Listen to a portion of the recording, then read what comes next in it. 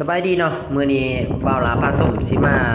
ตรวจเบิ่งมันเนาะเฒ่าแก่โทรมาให้มาเช็กมันให้เพิ่นเพราะว่าเพิ่นสิเอารถมาเอาเรา3พวงอื่นเนาะว่ามันของเฮาอยู่ในความสุ่มระดับใดเนาะแล้วก็เฉลี่ยคร่าวๆให้เพิ่นเนาะถ้าว่ามันเฮามันขนาดได้ตามมาตรฐานเพิ่นเฮาก็จะได้ขอเวลาตากเนาะถ้าว่ามันโอเคเฮาก็จะบอกเพิ่นให้เพิ่นมาเอาเลยเนาะเฮาแทกขาวๆหลังจากเฮาได้เอาเครื่องวัดความสุ่มแล้วเฮาจะเอาเข้าเครื่องบดอีกครั้งหนึงเนาะมันเฮานี่เฉลี่ยอยู่ในระยะในอยู่ความสุ่ม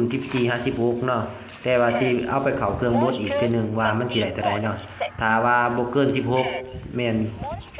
โอเคเลยเนาะติดตามไปนำกันเนาะพี่น้องเนาะในกองมันเฮาจะ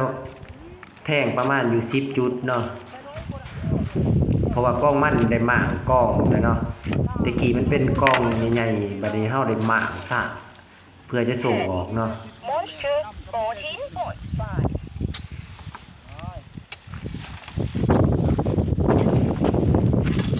น้ำมันแหลมมาเนี่ยแล้วจ่าลูกเสือจบเลยจ้ะจบไรจบ